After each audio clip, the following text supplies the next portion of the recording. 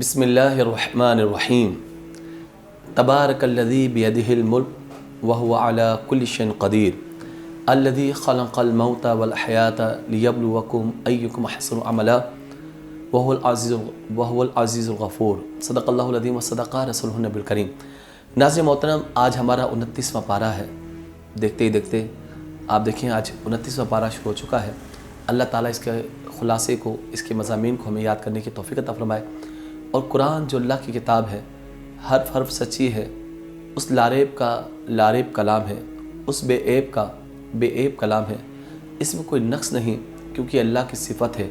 قرآن اللہ کا کلام ہے، کلام ربانی ہے، تو یقیناً اس کی ایک آیت کا انکار کرے یا کوئی ایک حرف کا انکار کرے، وہ دار اسلام سے خارج ہو جائے گا، خواہ اس کا تعلق کسی سے مسلک سے ہو، کسی چیز سے ہو، لیکن قرآن کی ایک آیت کا انکار جو ہے وہ کفر ہے۔ فرمایا سورہ ملک کہا جاتا ہے، سورہ واقعہ کہا جاتا ہے، سورہ مانعہ کہا جاتا ہے، سورہ منجیہ نجات دینے والی سورت اسے کہا جاتا ہے۔ یہ حفاظت قبر کرنے والی، حفاظت عذاب قبر کرنے والی صورت ہے۔ قبر کے عذاب سے بچاتی ہے، عذاب کو روکتی ہے۔ مہینے کا اگر چاند نظر آ جائے تو اگر اس کی 30 آیتیں پڑھ لی جائیں تو ہر آیت ہر دن کو کفایت کرتی ہے، اور حضور فرماتے ہیں کہ میری خواہش یہ ہے کہ یہ صورت میرے ہر امتی کے دل میں ہو، یعنی اس سورہ واقعہ کو یاد کر لے۔ مشائخ کا بھی معمول رہا ہے کہ روزانہ وہ رات کو مغرب کے بعد یا عشاء کے بعد اس کی تلاوت کرتے ہیں۔ فرمایا کہ تبارک الذی بیدہ الملک، بابرکت وہ ذات جس کے دست قدرت میں یہ ساری ملکیت ہے، سارے ملک ہیں، پوری کائنات اس کے ہاتھ میں ہے، اور وہ ہر چاہت پر قادر ہے۔ الذی خلق الموت والحیاۃ، اور وہی ہے کہ جس نے تخلیق کیا ہے آسمان کو، زمین کو، موت کو، حیات کو۔ خلق الموت والحیاۃ، موت اور زندگی کو اس نے تخلیق کر دیا ہے۔ لیبلوکم ایکم احسن عملا، کہ تم میں کون اچھے عمل کر کے لاتا ہے۔ یہاں دیکھیے فرمایا گیا احسن عملا، اکثر عملا نہیں کہا گیا، یعنی وہاں پر کثرت عمل مطلوب نہیں ہے، وہاں احسن عمل مطلوب ہے کہ اچھے عمل کون لاتا ہے۔ وہاں کوانٹٹی نہیں چاہیے، کوالٹی چاہیے، قدر چاہیے، قیمت چاہیے، اور وہی ہے جو عزیز ہے، حکمت والا ہے، غالب ہے اور معاف کرنے والا ہے۔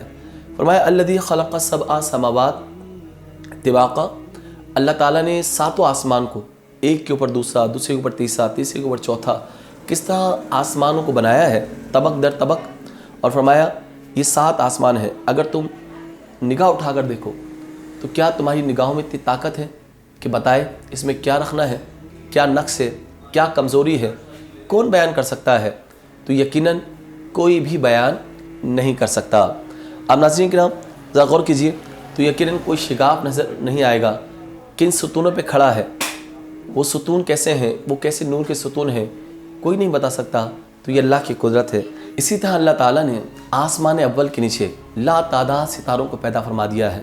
جب شیاطین جاتے ہیں تو انہیں رجم کیا جاتا ہے، ستاروں کی بارشیں ان پر برستی ہیں، شہاب ثاقب مارا جاتا ہے تاکہ شیاطین، یہ جنات نیچے ہی رہیں۔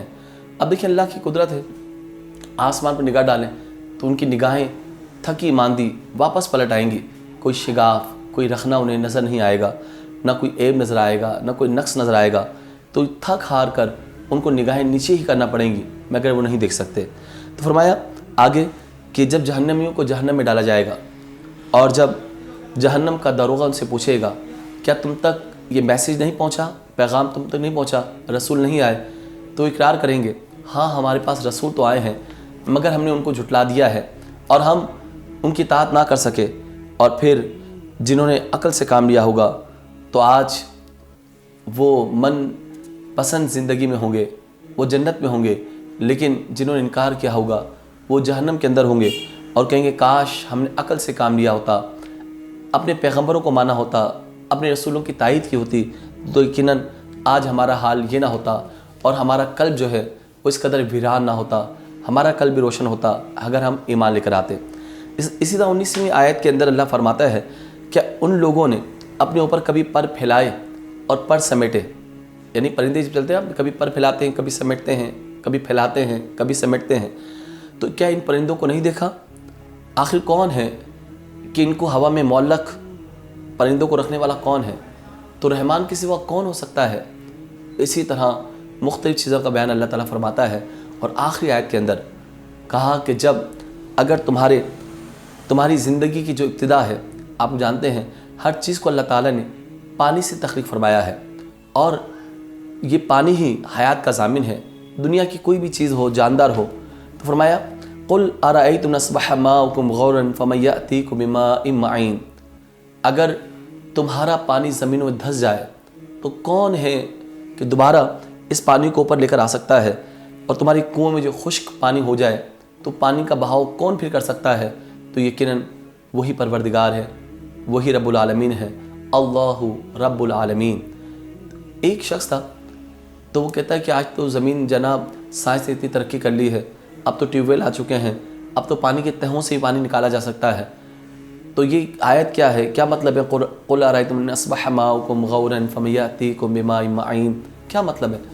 تو کہتے ہیں کہ بزرگ خواب میں آئے اور اس کو ایک زوردار تماچا رسید کیا۔ جب تماچا رسید کیا تو اس کی دونوں آنکھیں ابل گئیں اور روشنی اس کی ختم ہو گئی، اور خواب کے اندر کہا اب تمہاری آنکھوں کا پانی نکل گیا ہے، جاؤ تلاش کرو کسی ڈاکٹر کو یا سائنس کو، کون ہے جب تمہاری آنکھوں کا پانی دھس جائے تو اس پانی کو کون لا سکتا ہے؟ تو یقیناً اللہ رب العالمین ہے، اس کے کاموں میں مداخلت نہیں کرنی چاہیے، دخل نہیں دینا چاہیے، انسان کو اپنی اوقات میں رہنا چاہیے، اپنے خالق کے آگے انسان ایسا نڈر ہو جائے، ایسا بے باک ہو جائے کہ اللہ سے خوف بھی نہ کرے۔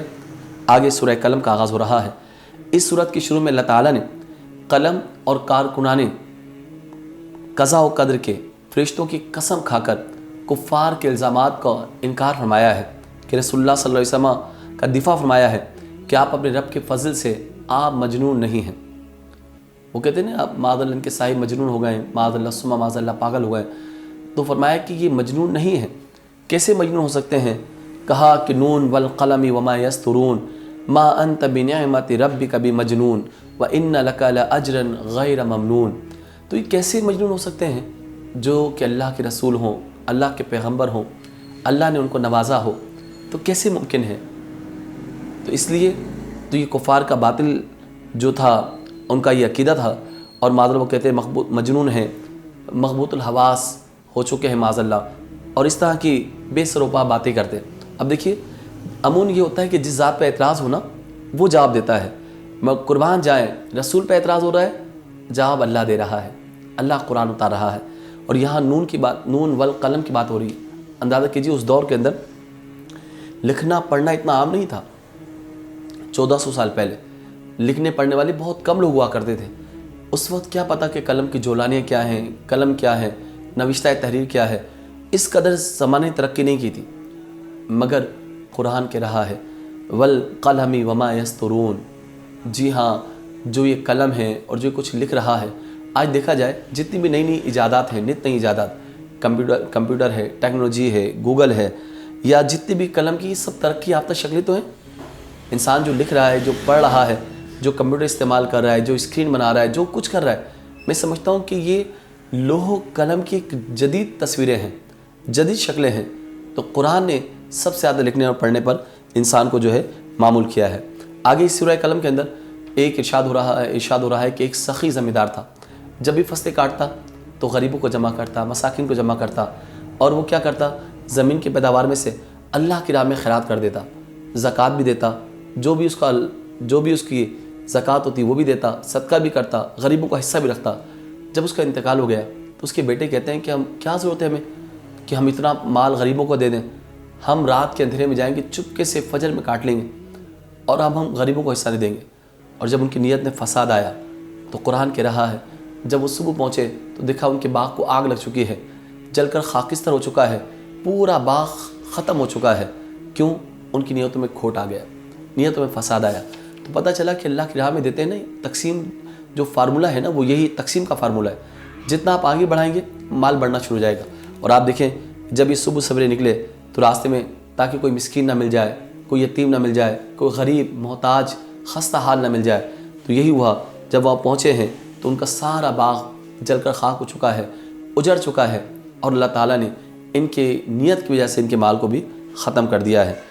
اس قصے میں لوگوں کے لیے بطور خاص عبرت ہے جو اپنی دولت و ثروت کو بڑھانا چاہتے ہیں بغیر زکوٰۃ کے، دولت و ثروت میں اضافہ چاہتے ہیں بغیر صدقات کے۔ حالانکہ میرے آقا فرماتے ہیں اللہ کی قسم مال خرچ کرنے سے کم نہیں ہوتا، جو اس کی راہ میں صدقہ دیا جائے، صدقہ کرنے سے مال کم نہیں ہوتا، صدقہ جو کرے گا تو اس سے مال بڑھنا شروع ہو جاتا ہے۔ سورہ حاقہ، جی ہاں اب شروع ہو رہی ہے، اور یہ صورت مبارکہ بھی ایسی ہے، فرمایا گیا الحاقہ ملحاقہ وما ادراک ملحاقہ۔ قیامت کے مختلف ناموں سے ایک نام حاقہ بھی ہے، اور جس کا معنی ہے ثابت کرنے والی، ثبوت کے ساتھ آنے والی، یعنی قیامت جو کہ حقیقت کا روپ دھارنے والی ہے، ان قریب وہ لوگوں کے سامنے آ جائے گی۔ جی ہاں، یہ آسمان ٹوٹ کے گر سکتا ہے اور ایک دن گر جائے گا، یہ زمین پھٹ سکتی ہے اور ایک دن پھٹ جائے گی، اور یہ سورج اور یہ چاند کی قندیلیں، یہ ستاروں کی قندیلیں ایک دن بجھ سکتی ہیں اور بجھ جائے گی، مگر قیامت آ کر رہے گی۔ قیامت کا انکار ممکن نہیں ہے۔ آپ دیکھیں قرآن کی تقریباً جتنی صورتیں ہیں، تقریباً اکثر صورتوں کے اندر قیامت کا تذکرہ ہے۔ تو فلسفہ آخرت کیا ہے؟ انسان فلسفہ توحید کو مان ہی نہیں سکتا جو فلسفہ آخرت کا انکار کر دے۔ تو قیامت کو ماننا ہی گویا توحید اور رسالت کو ماننا ہے۔ اگر کوئی قیامت کو نہیں مانتا تو ظالم ہے۔ لوگ کہتے ہیں ہمیں قیامت کا آنا عقل میں نہیں آتا۔ میں کہتا ہوں کہ قیامت کا نہ آنا عقل میں نہیں آتا، کیونکہ دنیا میں ہر انسان کو عدل و انصاف نہیں ملتا، بسا اوقات ظالم جیت جاتا ہے، بظاہر ایسا لگتا ہے کہ وہ کامیاب ہو گیا ہے، مگر ایسا نہیں ہے۔ ایک دن ایسا ہونا چاہیے جہاں سینگ والی بکری جو مارا تھا نا بغیر سینگ والی بکری کو، تاکہ بغیر سینگ والی بکری اپنا بدلہ تو لے، مظلوم بدلہ تو لے۔ یا ظالم ہیں یا جابر ہیں، بڑے بڑے حکمران ہیں، ڈکٹیٹرشپ ہے جناب، آمریت ہے، تو ایک دن تو ایسا ہونا چاہیے نا ان کو اپنے سارے کرتوتوں کا پتہ چلے۔ تو اس لیے الحاقہ ملحاقہ۔ تو جس کا نام اعمال آگے بتایا جا رہا ہے آیت نمبر 19 کے اندر، جن کے اعمال دائیں ہاتھ میں ہوں گے وہ جنتی ہوں گے، اور جن کے اعمال بائیں ہاتھ میں ہوں گے وہ جہنمی ہوں گے۔ اور وہ جو سرخ روح ہونے کی علامت ہوگا دائیں ہاتھ میں دیا جائے گا، یہ اس کی سرخ روح ہونے کی علامت ہوگی کہ یہ جنتی ہے اور یہ کامیاب ہو گیا ہے۔ اور جن کے بائیں ہاتھ میں اعمال دیا جائے گا، فرد عمل دی جائے گی، تو کہا جائے گا کہ گویا یہ علامت ہے ان کے ناکام ہونے کی۔ تو اس لیے انسان کو چاہیے دعا کرے کاش میرا نام اعمال میرے دائیں ہاتھ میں دیا جائے، اور موت کے ساتھ ہی اور جب کافر ہوں گے تو کہیں گے کاش میرے ساتھ میری زندگی تمام ہو جاتی، یہی میرا قصہ ختم ہو جاتا، کاش میں قیامت کا منظر نہ دکھتا، میرے بائیں ہاتھ میں اعمال دیے گئے یہ نہ دکھتا، اور میرا قصہ ہی ہمیشہ کے لیے ختم ہو چکا ہوتا۔ یہ کیسے پاسبل ہے؟ یقیناً اس کے بعد اللہ تعالیٰ نے نبی محتشم صلی اللہ علیہ وسلم کے بارے میں کافروں کے اقوال نقل کر کے ان کی تردید کی ہے، کیونکہ وہ رسول اللہ کو معاذ اللہ شاعر کہتے، کبھی کاہن کہتے، کبھی مجنون کہتے۔ تو کہا اللہ فرماتا ہے محبوب جو کچھ آپ پر اترا ہے وہ آپ کے پروردگار نے آپ پر اتارا ہے۔ اور یہاں سورہ معارج بھی ہے، سورہ جن بھی ہے، سورہ مزمل بھی ہے۔ سورہ جن وہ ہے کہ جب تہامہ میں عکاظ کے بازار میں میرے آقا دو عالم کے داتا صلی اللہ علیہ وسلم آپ فجر کی نماز پڑھا رہے تھے تو جنوں کی جماعت اتری۔ جب انہوں نے قرآن کو سنا تو اس قدر ان کا دل گرفتہ ہو گئے، اس قدر نیچے آئے کہ ان کے دل میں ٹھنڈک پڑی، اور سمجھ گئے اس لیے ہمیں آسمانوں میں جانے سے روکا جاتا ہے کہ یہ نبی آخر الزماں آ گئے ہیں، تو ایمان لے کر آ گئے۔